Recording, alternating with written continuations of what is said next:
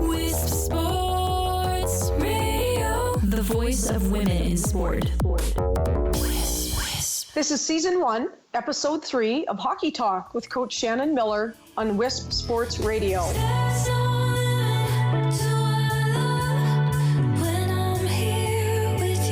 I'm your host, Shannon Miller. At Wisp Sports, we believe women in sport deserve equal coverage.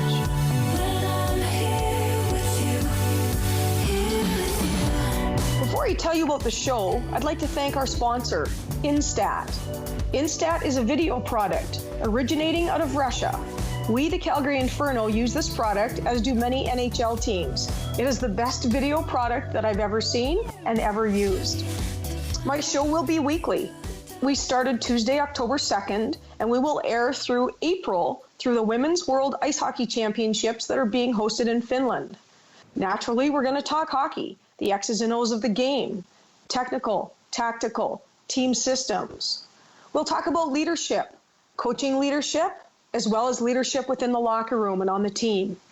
We'll talk about planning and preparation, on-ice practices, off-ice workouts. Naturally, we'll talk about sports psychology, team building, so many elements in the game.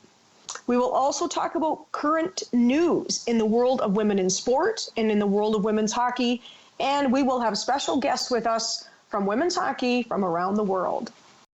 Today's podcast, it's going to be about coaching daily. And I'm honored to have my own hockey podcast show, and I'd like to welcome my listeners.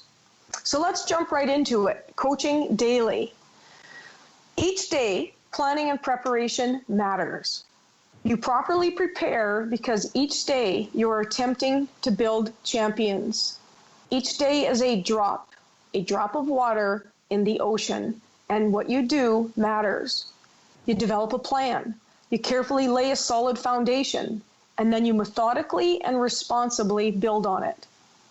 As coaches, we must challenge our athletes daily, weekly, and at every chance we get for competition in order to push them to excel. And we all must seek opportunities to improve. That must be the attitude of the coaches, the athletes, and the support staff.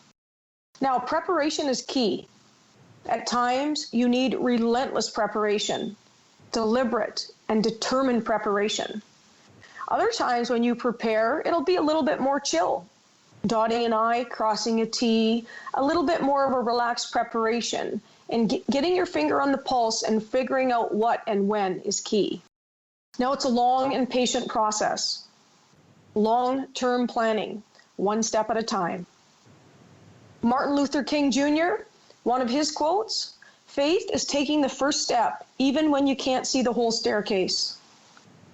I love that quote. That's exactly what the process is all about. Hockey season is a marathon. It is not a sprint. It's a marathon, and you can't see the whole staircase at the beginning of the season. You just need to be able to see the first step and take it one step and one day at a time. That is the process, long and patient. Trust in the process and let it take its time and let it take its shape. Now, in order to be very successful, doing an honest self-analysis daily, weekly, and after a game is very important. Ask yourself, what do I do well? What do we do well? Ask yourself, what did I do poorly? What did we do poorly? And ask yourself and ask your teammates, how do we go about the business of improving in all areas? That is a daily task.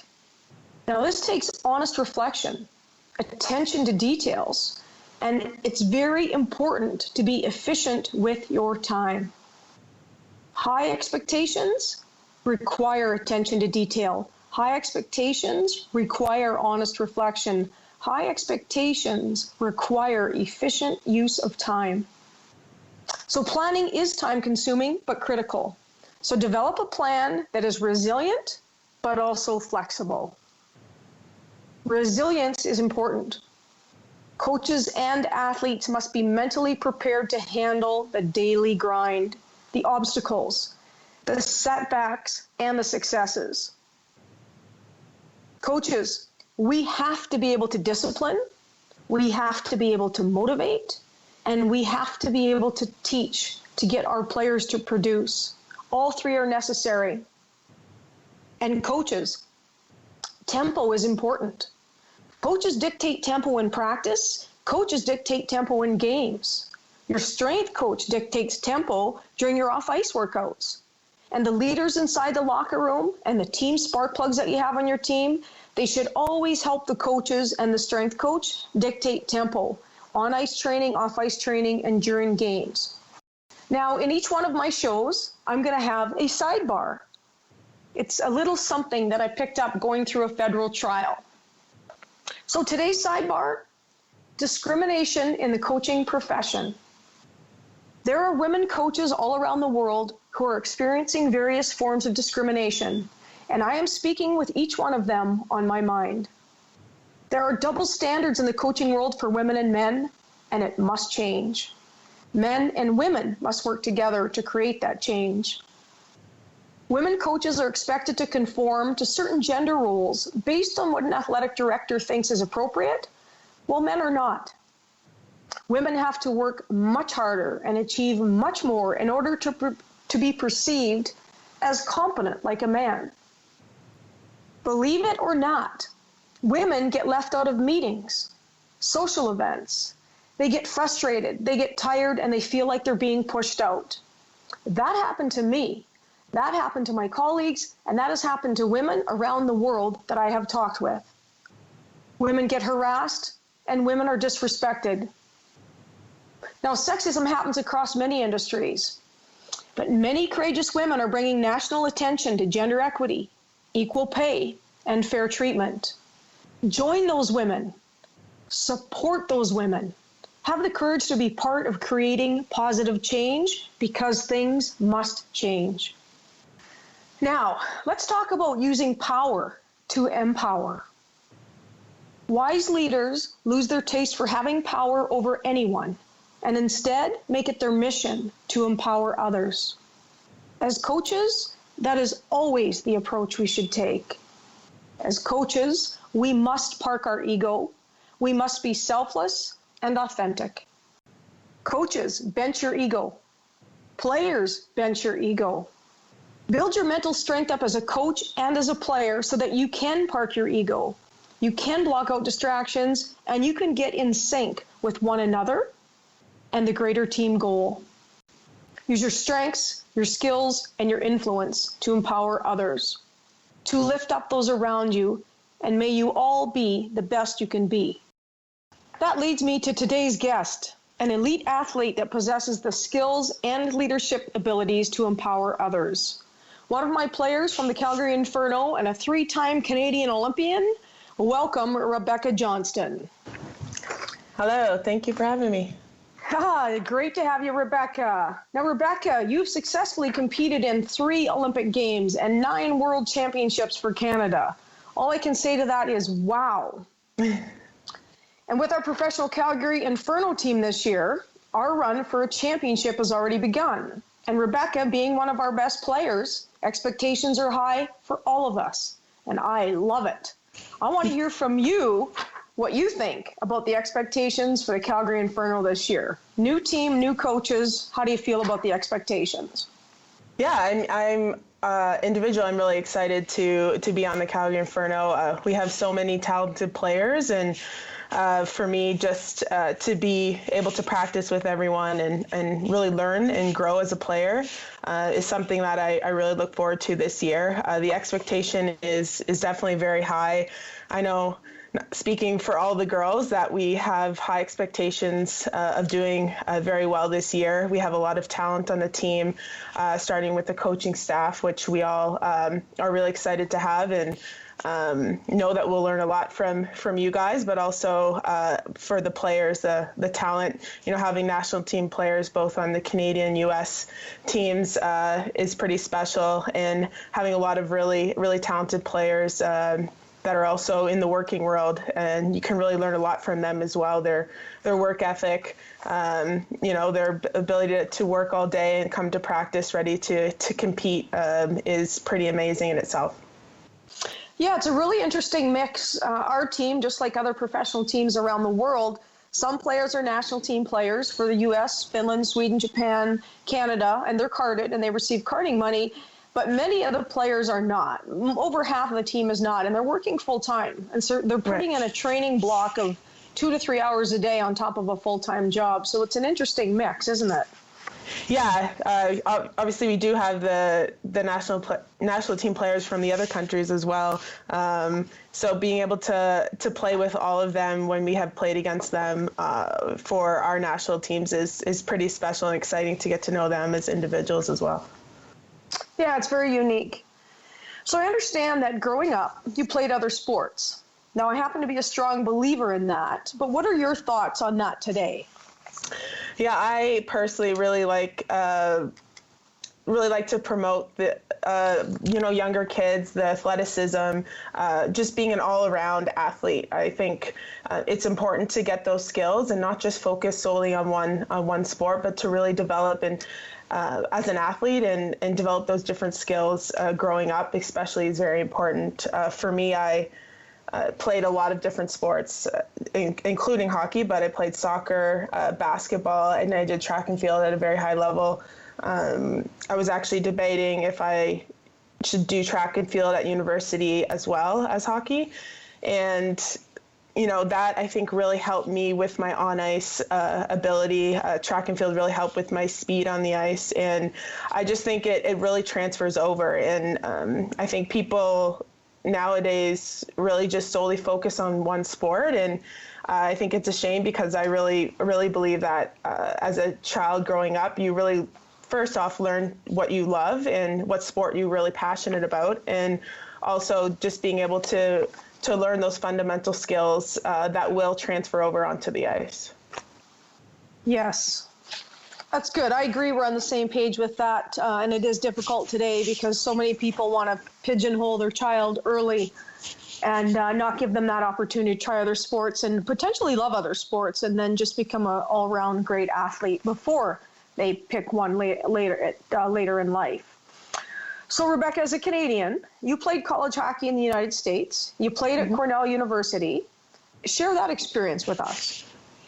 Yeah, I played at Cornell, and it was the best 4 years of my life. I really developed and learned a lot as a player, but also as an individual. I actually hadn't left home until after high school. So I know a lot of my friends and teammates had gone away and played at prep school or whatever. So I really had to learn a lot that first year. Not having my parents around, so I really had to prioritize my time and make sure that I was doing my homework and setting aside time for that, and then focusing on hockey. And I think it really helped develop some skills that really help with the real world and being able to be hardworking and diligent with your time so that you can get everything done on time. Yeah, such an important transition period in your life, going from high school to adulthood, and that college experience right there in the middle. So that's fabulous to hear you say that those were the best 4 years of your life. That's pretty significant. So, Rebecca, you've competed at 3 Olympic Games for Canada. You've won gold at 2, and just recently won silver at the 2018 Olympic Games in South Korea.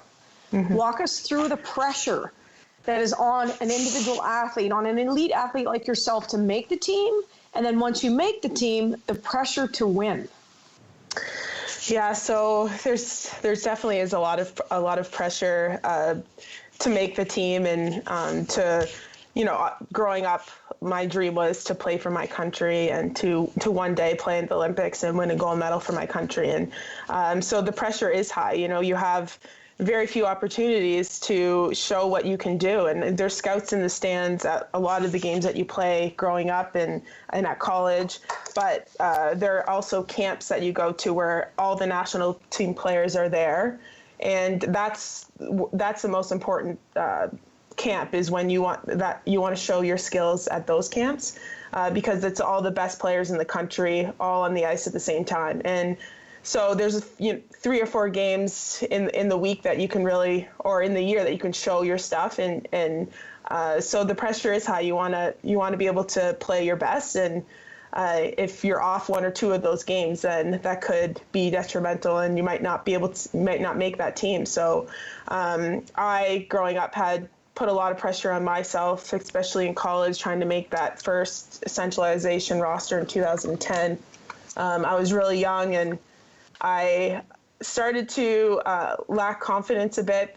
I'm not sure why. I just wasn't confident, wasn't having fun playing. And that first year when I got the call to make the centralization roster and to take a year off school, and I don't know if everyone's aware of the process, but there's about 28 players that are all centralized, and they have to make 5 or 6 cuts throughout the year. So it's a really big commitment to take a year off school and try to make that team with no guarantees that you're going to be on that Olympic team. So for me, it took me a little bit to get used to. It was quite a process, but I eventually started playing well and gaining that confidence and started to have fun again playing. And so I think confidence and dealing with the pressure is a really big important thing that athletes really need to control. And I'm thankful that eventually I was able to get the confidence I needed to play at my best. Yeah, that's awesome, because pressure is difficult. So much pressure to make the team, and then once you make it, that pressure to win. Well, you're a very skilled player and a leader with Team Canada, and so I imagine now with all of the experience you have, you've got a lot of confidence. You have successfully found a way to be one of the best in the world, and I bet you're a great mentor to the new young players on Team Canada. Yeah, I try to. I know the struggles that I had gone through at the beginning of the Hockey Canada process, and so definitely some of the young girls that come up, I try to help guide them and give them confidence. I know it went a long way for me, and there's one person in particular, and you know her very well, is Carolyn Ouellette. She was a leader that I really looked up to, and she's one player that came up to me and gave me the confidence that I deserved to be there, and that I have the skill set, and she would compliment me and really encourage me and made me feel really comfortable. And that's one player that really stuck out for me and helped me with the confidence. So I would always want to be that player for a younger player coming up in the Hockey Canada program. Well, that's wonderful to hear that Carolyn Ouellette was a great mentor to you. She was a great player. She is a great mentor, and she is a great coach and a new mother. So yes. Shout out to Carolyn Ouellette and Julie Chu, their new baby. So Rebecca, as an athlete, obviously you've had to deal with injuries through the course of your career. And that's so difficult for athletes because they have to miss practices. They miss workouts. They have to miss games. At times they feel isolated from the team because they are injured and not involved in those workouts and games. So you've had injuries. Talk to us about that, how you've successfully navigated through that landmine and continued to be successful. I've had not too many injuries, but there was one that really, took a lot out of me that one year. Is the year 2015. I had hurt my back and my hip, and I had to go through this long rehab process to get better. And I missed about 3/4 of the season. And before that, I had never missed a game for any injuries really. So that was a big step for me to go from not missing any games to now missing almost an entire season. And it's difficult sometimes to stay motivated to do your exercises or to get back into game ready shape. So for me, I really just tried to focus on my rehab was the main thing, because if I was diligent with that and if I really focused on that, I knew that eventually I would get back to playing quicker than if I was just half-assing it. So that I put all my focus into that. I mean, I didn't have hockey to focus on at the time, so that took up all of my energy and focus every day. And it's hard sometimes to just be in the stands and to watch your team play. And obviously I just want to be out there and play. So for me, it was really difficult to mentally wrap my head around that. And But that year was definitely a struggle, but I think I really learned a lot from that, and being able to deal with adversity and mentally be strong and try to just push through it and have that determination and hard work ethic to get back to where I needed to be. That's great. So Rebecca, you've competed for Canada at 9 World Championships. The results have been 2 gold medals and 7 silver. Talk a little bit about those highs and lows, gold versus silver. The highs and lows, those experiences for you, but how they've helped you become the player you are today.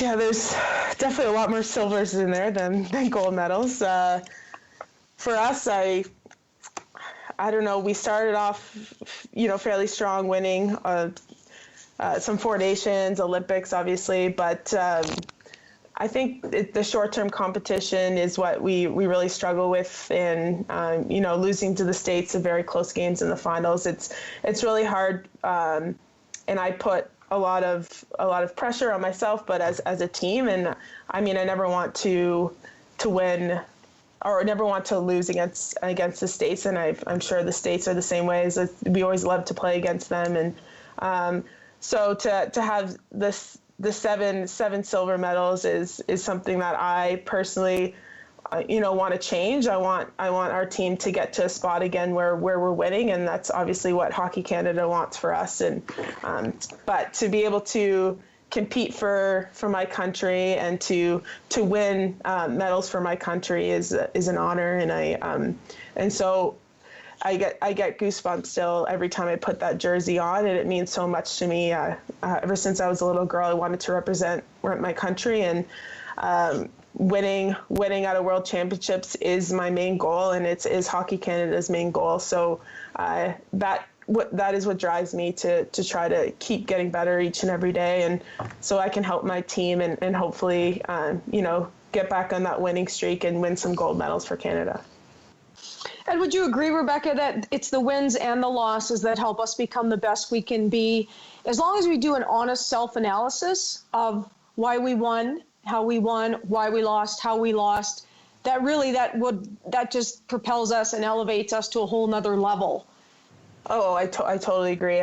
You learn from the wins and you learn from the losses, and I think you learn more from the losses. And for me, losing in World Championships, losing at this past Olympics was definitely something that was very challenging mentally to get over, but it also I think showed us and as a team that we need to get better. We need to be better. And yes, we play really close games against the States, but I think that silver medal really drives us to want to improve and work on the little things so that we can compete and win those gold medals. Excellent.